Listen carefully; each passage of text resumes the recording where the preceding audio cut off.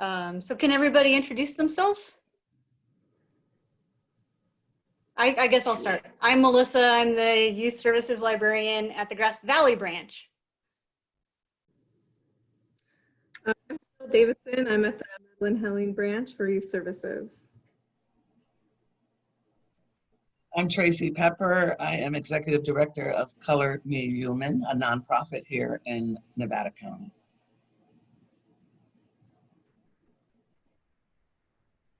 Hi folks, I'm Daniela Fernandez. I am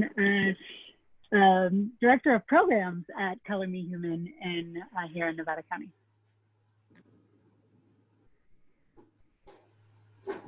I'm Anna. I am a 20-year-old community member, kind of new activist. Yeah. I'm Clara. I guess you could say a social activist. I work with at-risk youth currently here in Nevada City.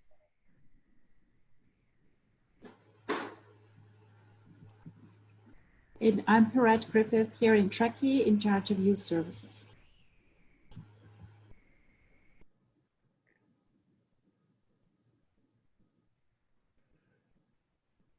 Okay, well, Anna, do you want to start asking some questions and kind of getting the ball rolling?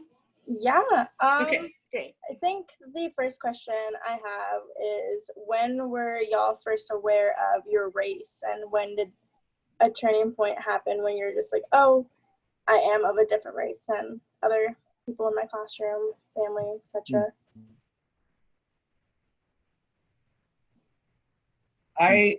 I'll start by answering that question. I think that my first recollection of race was probably in kindergarten. Up to that point, I was raised around my cousins and in my neighborhood. And when I went to kindergarten, I had a white boy in my class. His name was Steven. I'll never forget it. We became friends. He had blonde hair and blue eyes. And I began to recognize the difference then. But to a kindergartner, what is more memorable about that is that this kid came to school in costumes every day, like cowboy costumes and football costumes. But that's when I began to see the difference in colors and in races.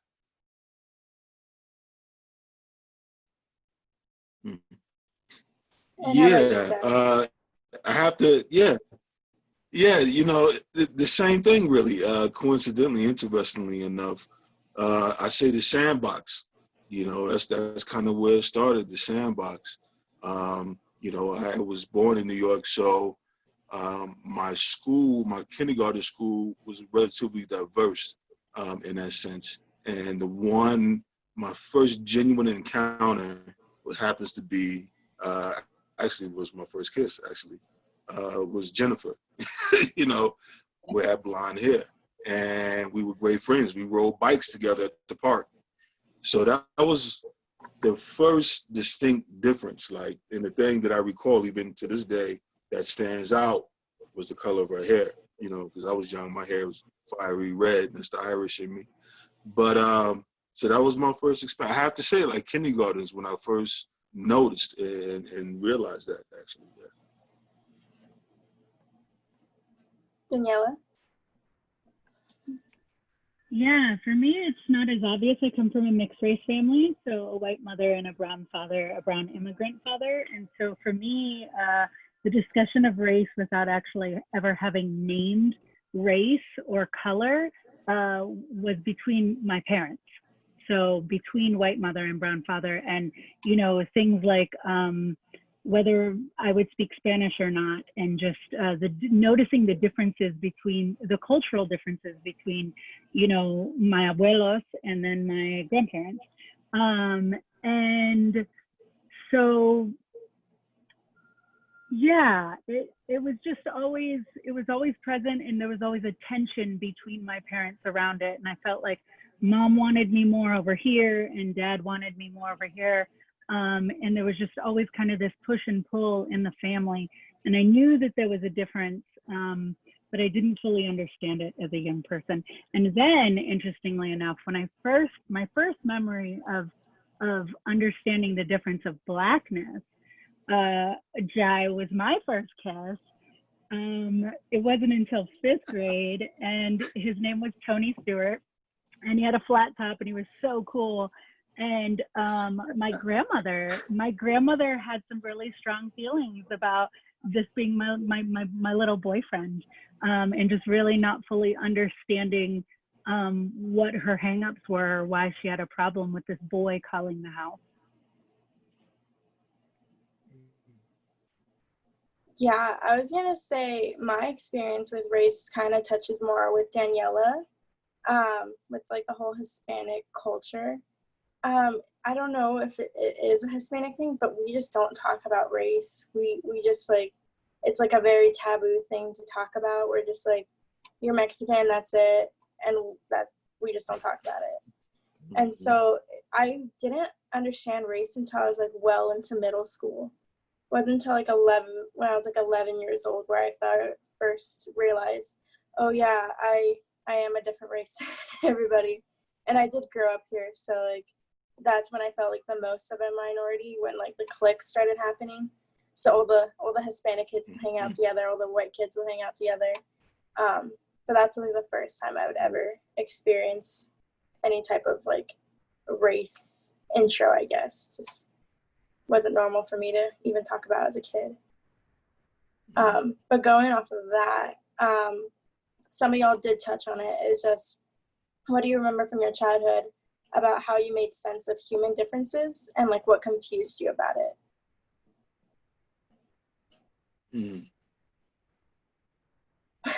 Human differences, wow. Mm-hmm. The one thing you mentioned, being a very common thing in Hispanic culture, not to talk about race. The one thing that stands out, if this relates to, the human component, when I moved to California, I mean, New York, you got everything. New York is the capital of all immigrants from all over the world. So I grew up in a community that was Jewish, Black, Puerto Rican, Jamaican, Haitian, et cetera, et cetera. My first good friend in kindergarten, Luis, I clearly remember him, was one of my best friends. But when I moved to California, this is where I learned, this is where I hope this relates in regards to the human experience. When I moved to California, I moved to an area that was basically Blacks and Latinos.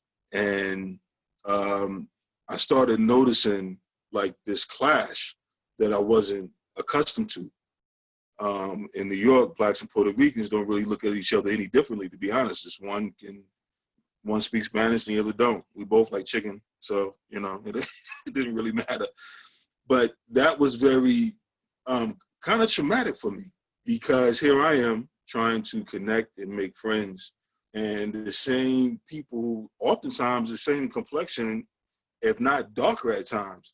There was like this ingrained beef, and this is when I started understanding and learning about, the gang culture and stuff like that, and amongst rivalries against Blacks and Latinos. So for me, that was hard to really deal with as somebody who didn't know nothing about California, coming from the East Coast to a whole nother environment. If that relates to your question, but that's what stands out for me the most.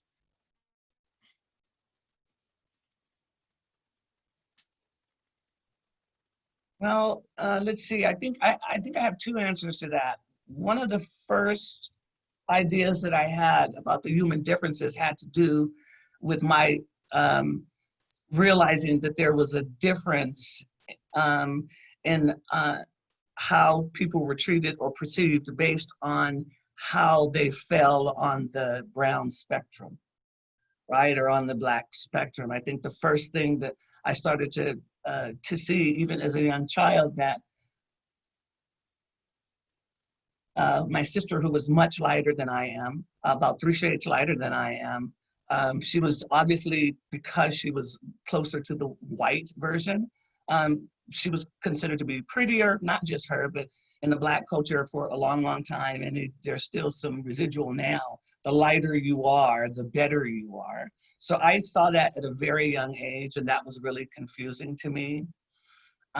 Also, I remember meeting when I was in elementary school. I was probably in the 4th grade, and I went to a school that was primarily all Black and Hispanic. There was a young girl who came to transfer from Panama, and she was as dark as I am. And she started talking in Spanish.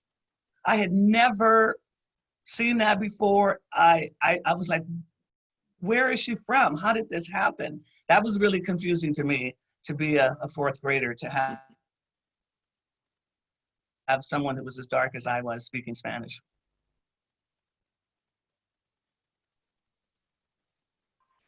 Yeah, I think for me, the differences were really, really confusing because they were so nuanced. You know, like I said, in my family, 2 different cultures that were constantly at odds with one another. And so I grew up in Florida, where there's a lot of people of Cuban descent and from Cuba, and a lot of people of Puerto Rican descent and from Puerto Rico. And so it was so nuanced that, you know, my family is from Cuba, but we had different feelings. The family had different feelings about people that were from Puerto Rico. They were different than us, speak the same language. We eat nearly the same food, and the islands are in proximity to each other, like not very far, right? And so, but there was this difference that I was always told, you know, Puerto Ricans are like this. They're not like us. They're different. They're like this over there, right? And so it was really, really confusing to me to wrap my head around not only the difference in my own household, but then the difference between people who are also like me in this one way, but not like me in other ways. So yeah, just feeling really, really confused. And I'm still confused about that as an adult, right? I mean, it's kind of confusing messaging. Yeah. I would say I had the same experience as Daniela as well. I do, and Tracy, you mentioned the brown spectrum. My family, we have a spectrum of colors. My father's light skinned, my mother's dark skinned. So half of my siblings are lighter skin, and then myself and my younger sibling were darker skin. So I kind of realized differences from there. I'm just like, why are we different colors from the same family? So that was the first sense of human differences. I was just confused, like, what is pigment? What is melanin to begin with at a very young age? But this goes on to which childhood experiences did you have with friends or adults who were different from you in some way? And how did this affect you growing up?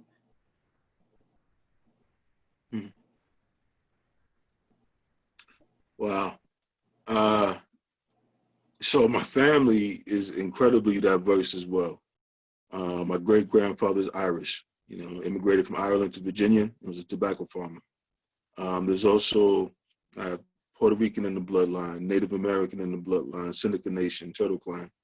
My father is from North Carolina, okay?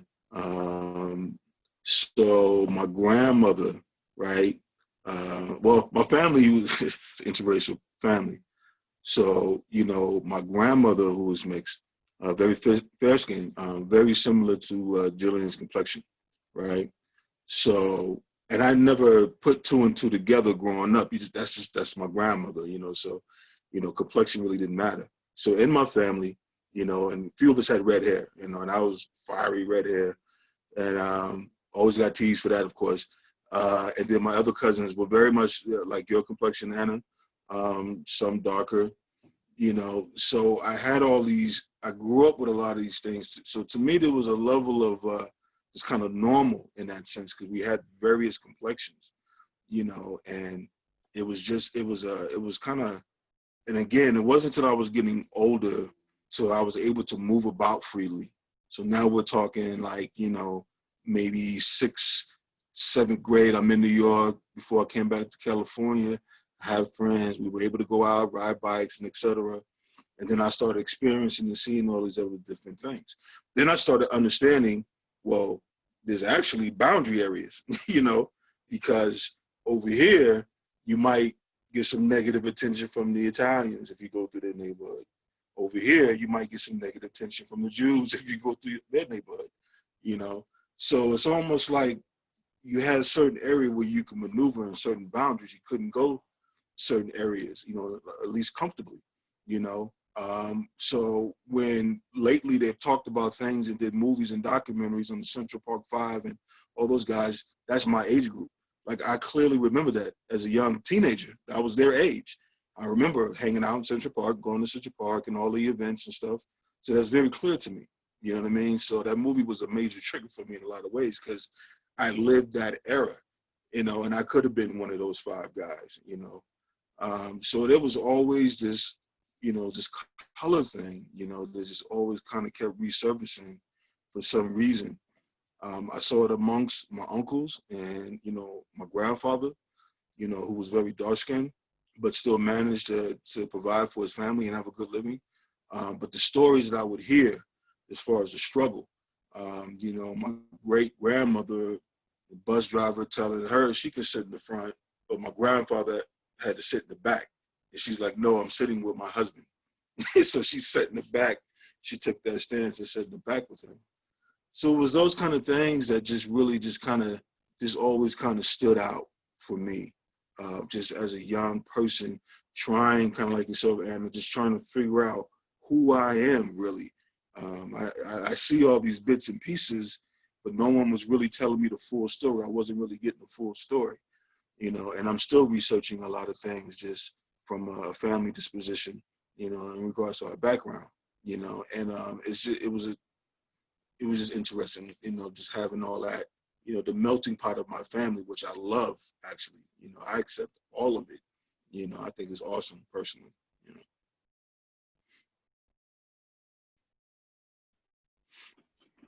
I like what you said about you were never like given the full story. Like that resonates with me too. You know, I think with my mother and my father and the clash of cultures, my mom won out in a lot of ways.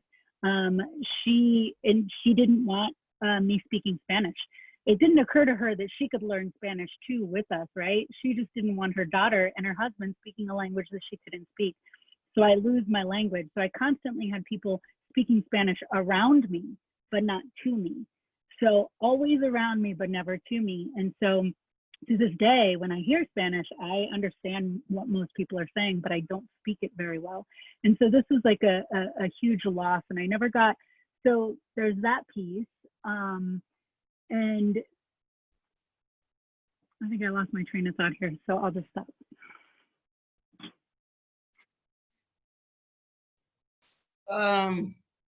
Experience with childhood friends or adults. So at that same elementary class, I had two best friends. One was named Maria, and the other was named Judy Garcia. And Maria and I walked home from school because we lived around the corner from each other. And one of my fondest memories of that time was tasting a homemade butter on it, fresh out of the oven for the first time. And I remember how Maria's mother was just so excited whenever she'd see me, because I was so excited to be eating food that was so different and it was so good. And Judy Garcia was my next door neighbor. We were best friends at home, doing Barbies and playing all the time. That was in elementary school. As I got older, we moved to Los Angeles, and initially I went to a school that was primarily African American and Latino. When I went to junior high school, we moved into an area that there were a little bit more white people, and I started to, you know, have interactions with some of the young white students that were there with me. And when I went to high school, I was fortunate to go to a pretty diverse school that had white and Hispanic and Asian and just about every ethnicity you can think of. And one of the events that really stands out in my mind was I was in the 11th grade and I was on student council, and I was working with a white woman, Jewish young woman, and we had been working together for like 3 months, putting together the publicity for events that we were having, and we had gotten, I felt, very close as a result of working like that. And one day something came up, and I says, well, maybe we should go to your house and finish this. And she froze, and she says, oh no, we can't do that. And I said, oh, well, why not? And she says, well, my parents won't approve of having you in my house because you're Black. That stood out. Fast forward to adults. In my careers, I've worked with obviously a lot of different ethnicities, and I am married to a white man. I have 3 children, and I have 5 grandchildren, and they are mixed with German, with Mexican, and with Native American. So my family is really, really diverse, and I have brothers and nephews. I have a brother that married a Hispanic woman, and so my nephews are mixed as well. So as an adult, I've had an opportunity to be around a lot of different diversity, and not the least of which is my family.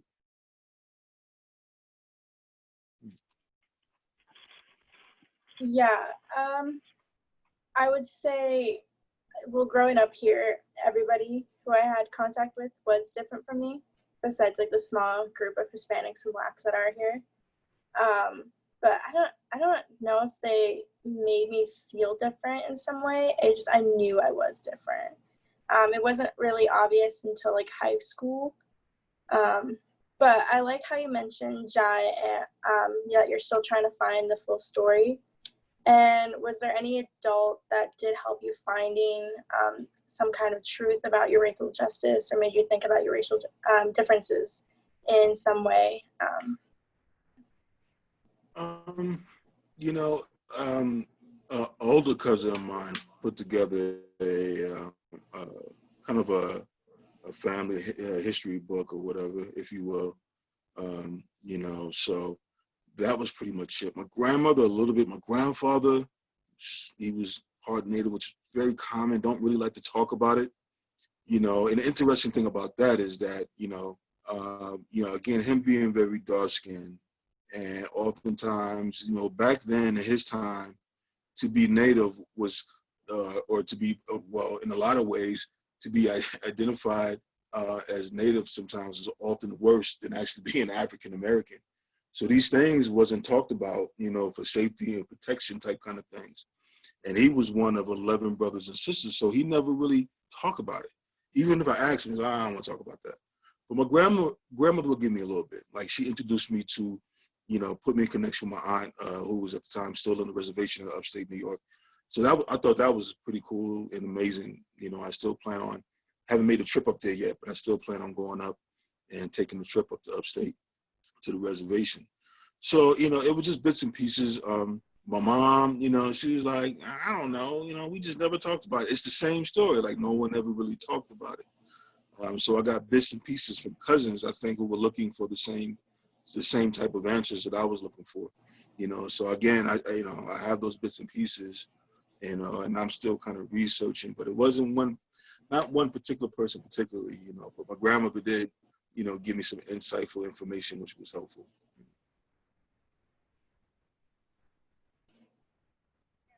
Yeah, I wanted to, when I lost my train of thought earlier, I just wanted to swing back around to make more sense of the language thing.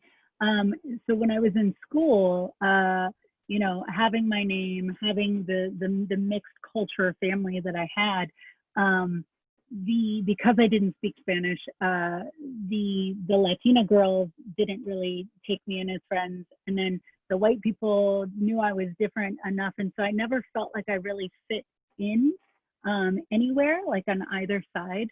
And so I was always kind of like straddling both worlds in some ways, and then neither world. My abuela, my Cuban grandmother, passed away before I was old enough to really want to get to know her and about, you know, who we are and where we come from. And, you know, with a lot of immigrants, my father included, that they come here, they're leaving something really bad, right? Usually immigrants are leaving something bad.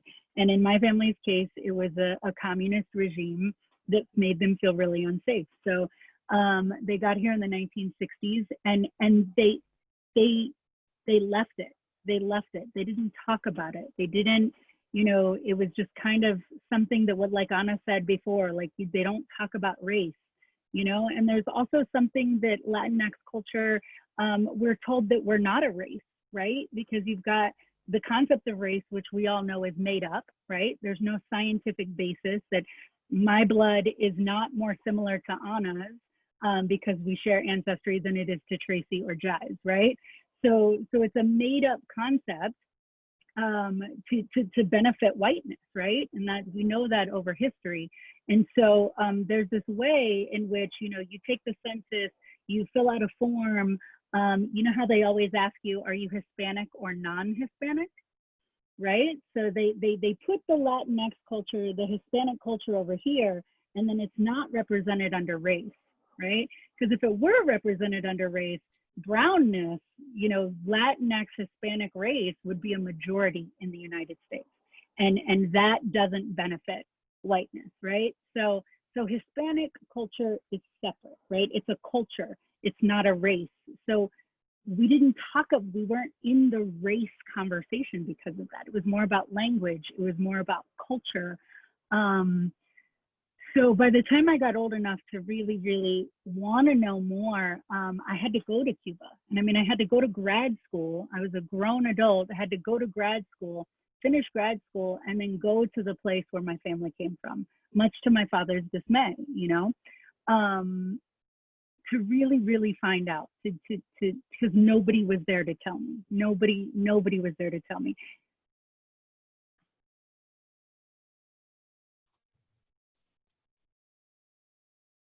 I guess the guidance that I got was advice oftentimes. I remember my mother saying, well, you know how white folks are, right? As a result of some conversation or something that was happening, as if she had almost resigned herself to the situation, and she wanted us to sort of resign ourselves as well, to a degree. I remember my brother who was in college, and I was probably in the 10th grade, and I'm not sure how the conversation came up, but I remember him saying, Tracy, white people are going to always underestimate you. They're going to underestimate your abilities. They're going to underestimate everything about you. And just remember that and take advantage of that opportunity, right? So the notion that white people have a really bad impression on us, that's what he relayed to me. We didn't talk about a whole lot in our family. It was always the result, it was something negative that was being addressed when we talked about it. It wasn't necessarily sit down, I want to talk to you about our background or our history. It was make sure that you do this, for instance, when the police stop you. Make sure that that you know that if kids are getting suspended at school, you're probably going to be the first one to get suspended. Make sure, just all those little tips to remind me that we lived in a society where whiteness was the norm, and that we had to be careful. We had to be careful how we proceeded.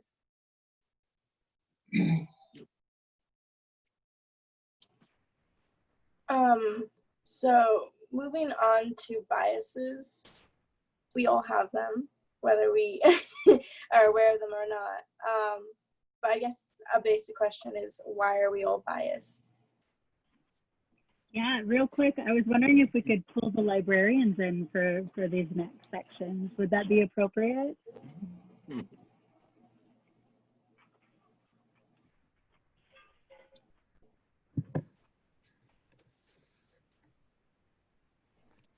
Yeah, I mean, it's, you know, growing up here, like I was telling you, without the diversity, I feel like just reading Stamped, it's changed my awareness of what other people's lives might have been like and the privilege that I had. And I think that it's so easy to live in a bubble when you live here and to realize that, like everybody has such a different view of like politics, of history.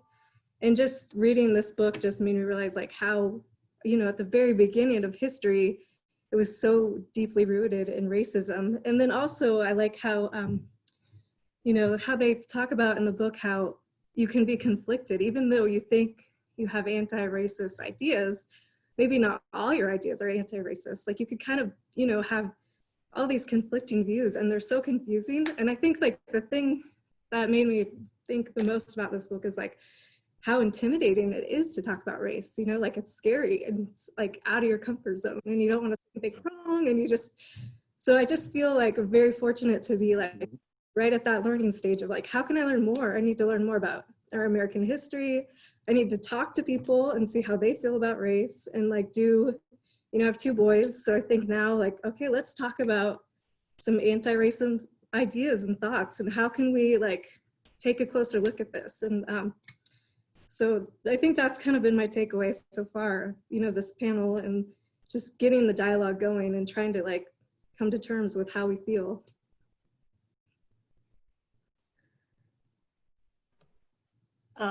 Well, I grew up in Utah City, so I grew up in a slightly more diverse place than here. But I think speaking to bias, my uncle Dion was Black and he passed away when I was 15. So I hadn't quite gotten to that maturity level yet where I really realized that my experience was so different than what his experience was. My bias from my privilege just made me really blind for a really long time that people experience things differently. So even though I was living in a place with a lot of brand new immigrants, there was a really large Sikh population that immigrated to Yuba City when I was first grade. So I'll date myself. That was 1981. So I saw like a lot of diversity and a lot of like things shifting and changing in my hometown, but I still completely saw it through my own bias and my own lens. And when I was younger, I really didn't understand why it was so hard for people to be a part of, our town. So yeah, I think overcoming your bias is definitely like a lifetime thing. If you're always learning, you're always trying to do better. I really wish my Uncle Dion was still around so I could have some of those conversations with him and like apologize for being a stupid kid. Is there anything else you wanted me to cover there, Anna? I would say kind of touching on how overcoming your biases is a lifetime thing. I feel like part of that is kind of holding yourself accountable and understanding your own biases.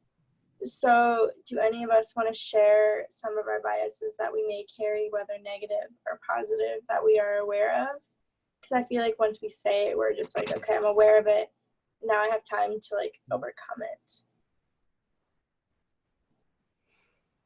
Well, Yeah. I'll speak. I say for me, trust. Go ahead, Tracy. No, go ahead. You go.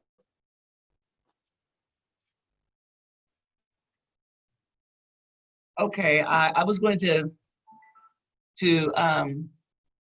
confess to one of my biases that I discovered probably about 15 years ago. I realized that when I saw a white guy or a group of white guys with shaved heads, that was very frightening for me. That was fearful for me. That I, my cautionary sort of hair on my back and on my arms stood up when they were on the street walking down, for instance, the sidewalk. I was very more intent, more careful because I feared, based on what I had heard about the white supremacists and the skinheads and so forth, and all the pictures that I had seen, that was the characteristic of a white supremacist, was the bald head. And that, when it hit me that I felt that way, it really hit me hard, because my husband is a white man with a bald head. And so he wasn't included in that group of white bald head folks, because I knew him personally and I knew what he was about. But I still, for a while, had that feeling, that unnervous feeling about walking and being around guys with bald heads. That's a bias that I'm working. Hmm.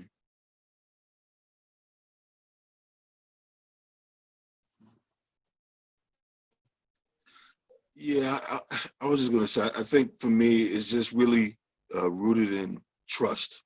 As far as my biases is like, growing up, being a black person in this nation, and growing up, I don't care where you go, doesn't matter what state, you know what I mean. It's always the same thing, and so it's trust. Kind of like what Tracy was saying. The bald-headed guys. I kind of, for me, I was able to identify him a little bit more because, I'm a big fan of punk music. So, I can tell the punkers from those, who might be not so kind, and then also you learning your conditioning growing up in heavily gang areas. You learn all these nuances, you learn all these mechanisms and stuff like that. But when it came to white people, I mean, I can go to a white neighborhood. If I happen to drive by, get lost, I'm like, let me get out of here before I get stopped by the police. Why is this person looking at me? You know what I mean? And, why when I walk into the jewelry store, they don't think I can afford, what I'm here to buy, and it's all those type of things. It's a conditioning, and every day is something. Every day is something, Tracy said it earlier, going out of the house, my mother gave me a laundry list of things. And these things, as trying to be as wise and helpful, it created certain levels of bias. Fortunately, and I don't know why, but just kind of on my own, just as a youth, I really looked at these things. I've been looking at them for a long time. I have friends who, from just about every background, who I care for dearly. And we've had these kind of conversations and discussions, after you build a relationship. So a lot of the kind of stuff helped me to kind of dismiss a lot of my biases, but there's still a level of trust, even here, the area. And I tell people, like, why are you up here? I said, I like it and I'm not leaving, and it's like, well, there's racism and there's racism. I was like, there's racism everywhere I go. Where can I go and not experience a level of racism? It seems different here because it's a small town, but it's everywhere I go. It doesn't matter where I go. It just doesn't. I mean, just look at the current state of things. It's showing you right now that everywhere, every country is something. And friends from Panama and people I work from, Italy and France and UK, you name it, is there. We can go to Mexico, it's the same thing. It's the same fight. You have your Afro-Mexicans, you know what I'm saying? And you have that whole complexity, as Daniela was touching on earlier, the classism, right, based on complexion. So, I mean, it's all over. So I think a lot of my bias is really surrounded by that trust. I'm definitely feel I'm in a much better and educated place to understand how to let go of certain biases. Just treating people how I would like to be treated, and that's just kind of how I conduct myself. I have, friends, and I remember a friend of mine, he was questioning why a social worker that I knew, her good friend, was this guy, he was a gay guy, white gay guy. And he was a cool dude, and he's like, man, why you ain't with that? Because he's a cool dude, and he kind of looked at me like he kind of had a problem with that, and I, one of my close friends, I said, you got a problem with that? He's like, no, I just don't hang around. I said, that's your choice. I said, how can I go around, discriminating against someone for being who they are? And here I am saying I don't want to be discriminated against myself. That doesn't make sense to me. You know what I mean? So it's like, I don't really care what the person looks like. If you're good people, then we can hang out. It just really doesn't matter to me. So I'm still working on a lot of them. I think, You know, there's quite a few I've gotten a handle on, and I feel good about that. You know, it helps me just to feel more comfortable and secure and confident in your own skin as you're going about your life. Camouflage and beards like Duck Dynasty, and I keep thinking that they're gonna start talking crazy as they approaching me, and next thing you know, he's just saying, "Hey, how you doing, man? You want a beer?" You know. So, I mean, so that within itself has also helped with that. I've been up here for 5 years now. You know, I've been up here and I've experienced, that has been my experience. You know, and the same guys who bought me a beer, it was these girls from, I'm gonna tell you the story real quick, girls from San Francisco who came up to visit for the weekend, and one of their friends wanted to dance with one of the guys, so they started dancing. But then her friend approaches her and says, "Oh, we don't dance with people in camouflage." I'm like, so I said something. I'm like, well, why not? You know what I mean? Like, why is that a problem with you? You know, and they were trying to talk to me as well, but that turned me off, and I completely kind of disassociated myself away from them. And it just, it touched me in a sense, you know, in a sense, like, why you gotta, just because he's dressed like me, you know? So, you know, being up here has really taught me a lot as well, and to also address some of those biases.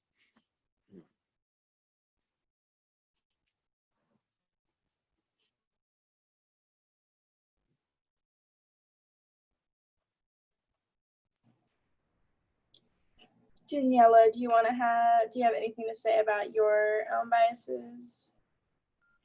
Or I can say one.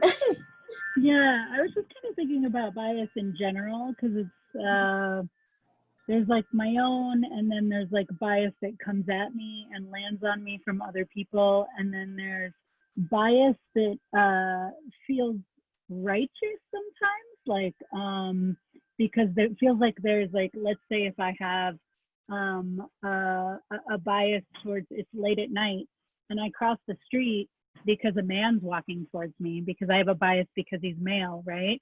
Like that feels like a survival piece, right? Like that feels like it's connected to something. But then I think about bias in terms of race. I think about, like, you know, I think about the 1950s and the whole dynamic of white women being scared of black men, or accusing young black men of like rape or sexual harassment, and think about how they probably thought that that was about safety, right? That was about protection. And so I'm trying to parse that out of like, what's the difference? Like there's a glaring racial difference, of course, but like just thinking again about how bias is nuanced and how it's there sometimes because somebody told us that, right? Like we were told that somehow, whether it was directly told to us or it was told to us by like media, or we read it somewhere, or we heard it, you know, we heard something about it, right? The message came from somewhere. And sometimes the message comes because people are trying to keep you safe. So I'm just thinking about like how complicated it all is, right? Like it's easy to like say what my obvious bias are, right? It's easy to break down bias in terms of like race, gender, sexuality, but then you have those like sort of nuanced bias that I think are harder, and maybe we don't even recognize as bias. Am I making any sense? Mm-hmm. No, absolutely, it does. Yeah, I feel like this touches on, since biases are not based on evidence, and like through social media, through word of mouth, kind of touches on how biases become norms. But do we have any ideas on how to stop certain biases from becoming norms? I know that's like a loaded question. It's not ever to be like, stop thinking that way. But do we have any ideas as just own individuals to stop biases? I think you need to say something when you see it. When you hear something that doesn't sound right, when you see something that doesn't feel right, like even if you don't even know why, like we have to stop it. I remember a few years ago connecting with a friend from college, and she was out on the West Coast, and we were sitting there at breakfast. My partner and I were sitting with her and her husband, and they told a racist joke. They told a flat out like racist joke. And it was based on like stereotype and bias. And in that moment, I said, wow, that's racist. That's not funny.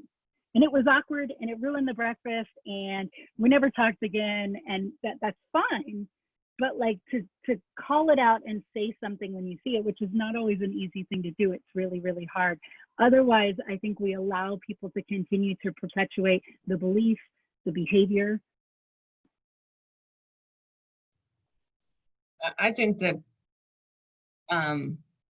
each individual having the will to examine their biases, to really take a look at a deep look and a reflective look about what biases they may have is important. It's an important first step. And then there's the acknowledgement. There should be an acknowledgement that this is a practice, that a lot of the biases that we have are implanted, and I won't say implanted, that sounds like a conspiracy, but they're part of the society that we live in. They're ingrained in how we operate as a country. So to say, oh, I have a bias, I see it, it's gone, that is not going to be what's going to change anything. It's going to be a commitment to continually look at our biases and to examine them and be prepared to be critical about them and to speak up about them. And I think that also, I think as a whole, I think if we agree that biases are not bad by nature, but what is bad is if you don't do something about correcting it in yourself. And I agree with Daniela that, and also, you know, calling people out when you hear something like that. I won't say calling them out, but sort of calling them in and talking with them and maybe giving them some food for thought so that they can in turn be reflective themselves. It's not going to happen because it's mandated. It's not going to happen because it's, you know, codified. It's going to happen when each individual begins to take accountability to be responsible for how they're thinking or what they're saying or how they're acting.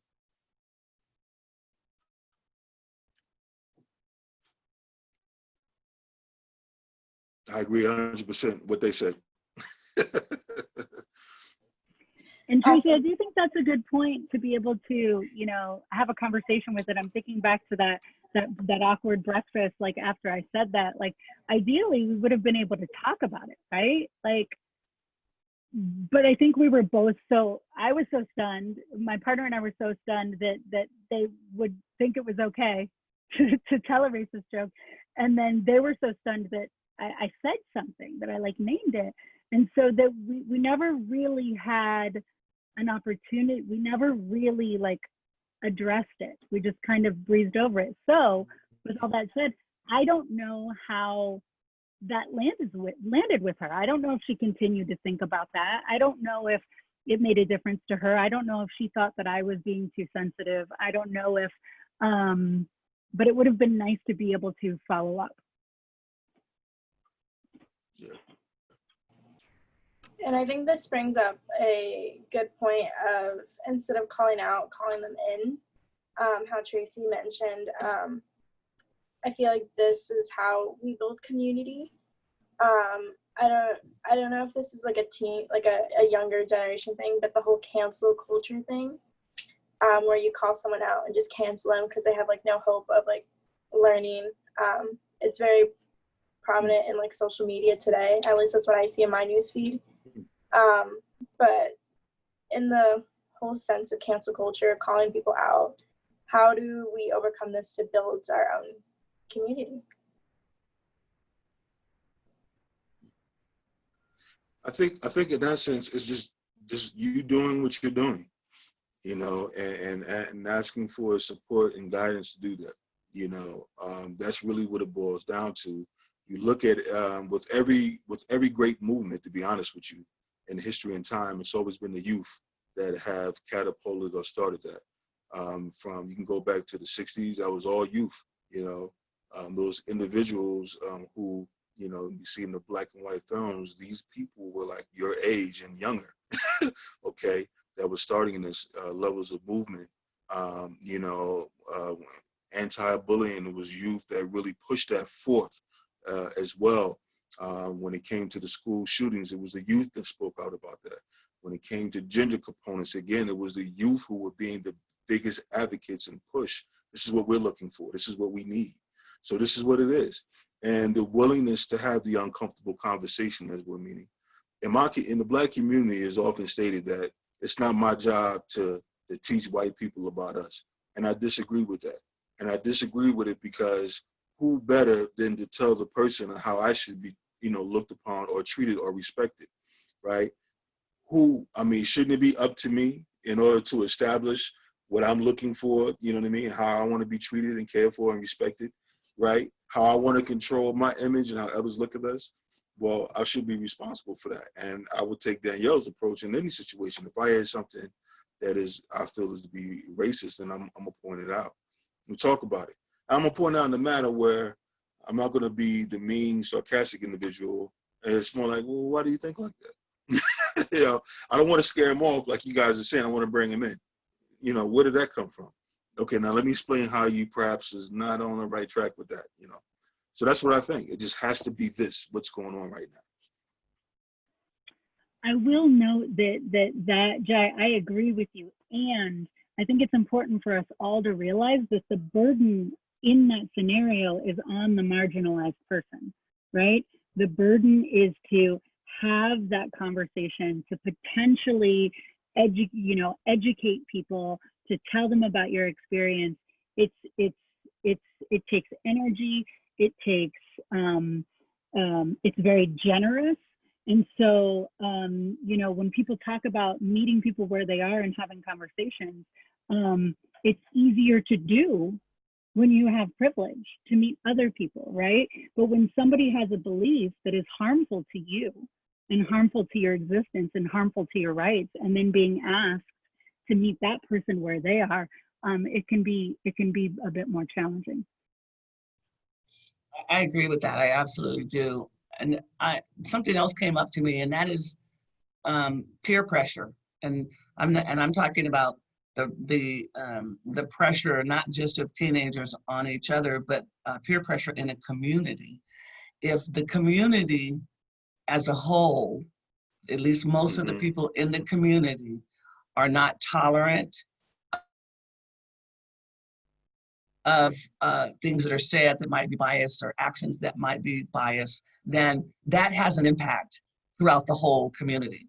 And then those who would have those biased ideals or take action on whatever bias they have, they will become the exception, right? And not the rule. That's how you build community. And that begins by educating and having the hard conversations and that peer pressure that a white person would feel from other white folks that look like them can be significant. And so we all have a role to play if we want to build our community and to overcome some of the biases. I can actually speak to a library thing about that. So about 3 years ago, we started seeing a lot of people start push back on the really traditional story time type songs, a lot of the counting rhymes and other things that librarians have been using for preschoolers for a really long time. Because they're racist. There's a lot of racist roots in a lot of the things that librarians were using for preschool story time.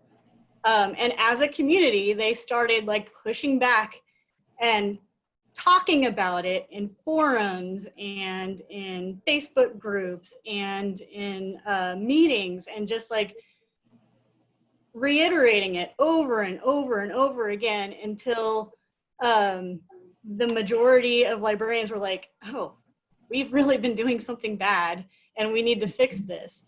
And now the minority of people who are still like, no, no, this is traditional, we need to do it. There's not very many of them left, and they're starting to realize that, yes, they are perpetuating racist ideas by utilizing these old songs or finger counting rhymes or whatever it is. So it does work, especially if you use that peer pressure in a really positive way. And chances are, if something's old and it's American, it's racist. So, you know, taking the time to look at things, to understand the meaning and where they come from. And, you know, just thinking about young people and just like, I wish I was able to have these conversations as a young person. You know, it wasn't in my sphere. People weren't doing it.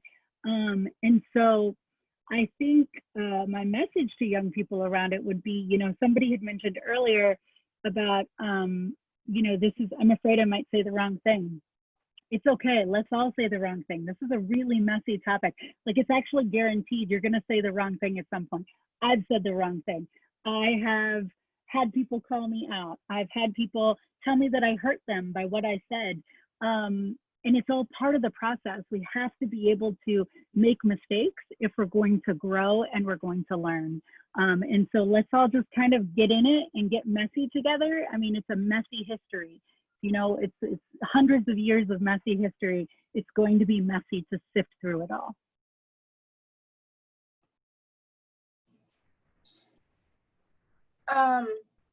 Daniela and Melissa, you explain how, and Tracy, the peer pressure and kind of having the majority of the community step up and be like, this is what we want. That kind of brings up the idea that when we do this, we need safe spaces and brave spaces. Safe spaces for the people coming forward, the people who say they are afraid to say the wrong thing, afraid to be called out, canceled, all that jazz. And then the brave spaces for the people who are vulnerable at that time, being like, this is what it's like to be BIPOC, this is what it's like to be all this identities. But how do we build these safe and brave spaces without kind of excluding or hurting people in the process?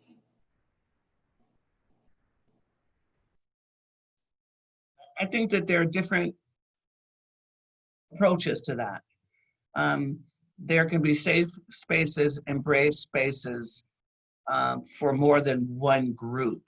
I think that it's important, like the BIPOC group, I think it's important for us to come together in that space to be able to process. It doesn't mean that there's no space in another capacity that we can't, or, you know, I can't get together with another group of folks who are mixed, who want to talk. But I get the vulnerability that I feel at times being the person burdened to tell the story. I get that strength and that confidence and that the tips from the safe space that I have with the BIPOC folks, right? That's how I re-energize and rejuvenate myself so that I can go to a courageous and a brave space to be able to share my story. So I think that it's also good to bring those two groups together, to have a space that can process, that can talk, that we can you know, begin to build community with. But so there's different levels of spaces and different levels of brave spaces as well, is how I see it.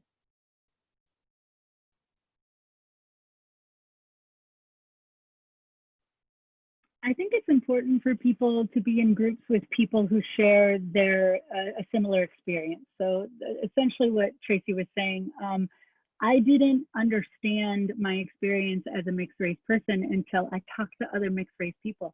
I didn't know that it's so prevalent for first generation Americans to lose their parents' language because of assimilation, because of the pressure put on immigrant families to assimilate, to become American, to become white-like. I didn't realize that that was a thing that like thousands and thousands and thousands of people share with me as first-generation Americans. And I didn't know that until I met with people who had my experience. Same thing with, being queer identified. Unless we have specific spaces for queer people, for queer youth, for Black youth, for brown youth, where they can see themselves reflected in other people's experience. I think that's particularly important in rural communities where we are the minority in so many ways, so many of those groups that I just mentioned. I think it's real because you're not seeing yourself reflected by most people in the community, right? Not by leadership, not by representation in government, not by, so many things locally. So to be able to make those spaces as affinity group-like as possible, I think is really important. I agree. Yeah, Tracy said it. She said it, there's several approaches. I agree, there's several approaches. Another approach that I like to take is being the example, role modeling that, to let, and taking the lead in a sense so people can feel comfortable, with that. Like, hey, it is an uncomfortable conversation. I'm willing to do so, so that's just another approach that I like to take as well.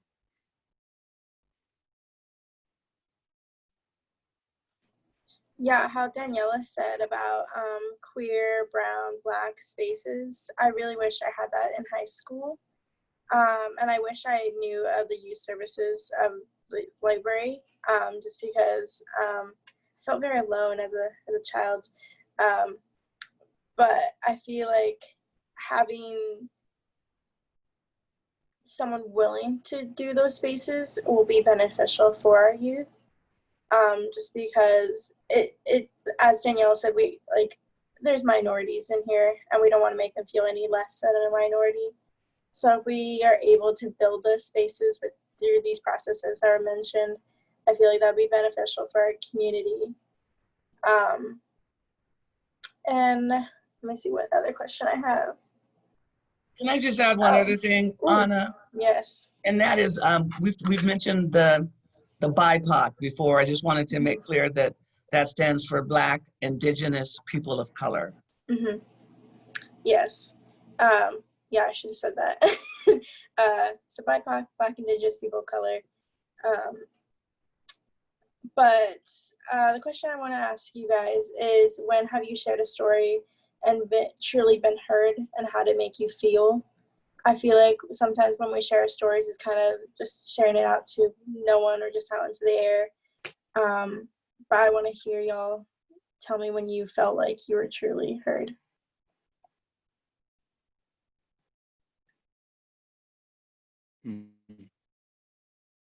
I would say here, for me, here, being here, being in a town. I mean, it's real easy to have these conversations amongst, my groups of friends, no matter how diverse that looks like, right?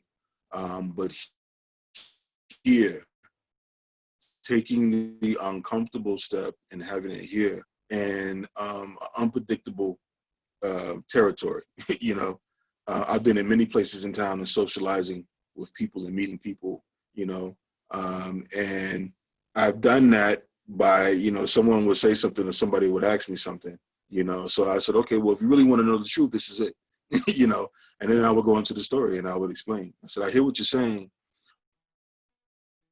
but this is also another take on that, right? And this is times that I've done that, things that often got very quiet, because, for the first time, people are hearing it from somebody outside of their group as well. So if the group is predominantly white, and it's real cool because you're hearing all like minds and all like stories amongst your group, and you could be talking about the same subject matter, but then when someone else comes in who's actually lived through that subject matter and is pointing out to you, well, that's from your experience, but for us, it's very different, and this is why, and this is what it looks like.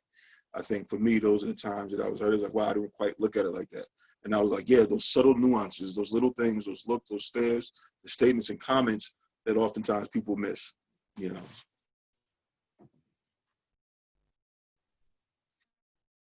Can you repeat the question again, Anna? Yeah, when have you shared a story that you've been truly heard? And I also want to say we are running out of time, so we're just going to put up our final thoughts and then wrap it up. But feel no rush. You're doing great.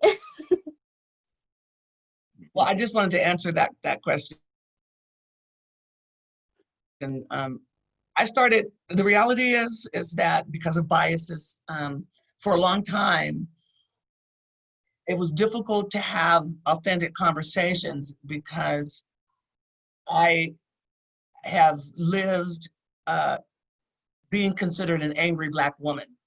I've lived with that, right? And so you know, it's sort of hard to be authentic in conversation when you're measuring your words so that you don't offend and that type of thing. And I did that for a long. And so I can honestly say that when I was doing that, I didn't have any real conversations. It wasn't until years ago that I decided that I'm going to be looked at as an angry Black woman anyway. So I'm going to lay it all out there, not in an angry way, but in a way that I would anyway. And so that's when I began to have you know, deep conversations and authentic conversations with people. And I've been having a lot of them recently. And I enjoy it. I actually do enjoy it because there's questions that are asked that lead me to believe that people really do want to learn more and want to hear about it. And so I think that, so what you bring to a conversation and the person that you're speaking with has a significant impact on whether a conversation is deep and meaningful, if that makes any sense.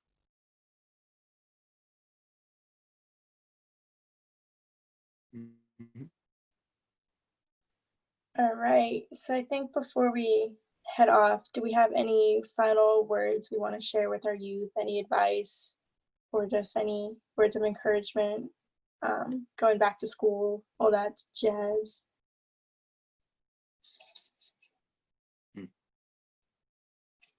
Let's do this again, and let's invite more. Let's have more. You know, this school year is going to look very different, and who knows really quite how that's going to be. But it's also a great time to continue the conversation in the education, and the only way to do that is we keep dialoguing and keep doing this. Yeah, I was going to piggyback on that. I'll just piggyback on that and say what Daniela has already said is that it's, you know, just know without question that it's going to be uncomfortable. You know, go into the conversation knowing that it's going to be uncomfortable. And we begin to realize that being uncomfortable is not as bad as it seems. That's sort of growing pains. And I think that when the students are back in a situation where they can talk with each other in groups or one-on-one, just recognize that it's going to be an uncomfortable situation and you just get through it anyway.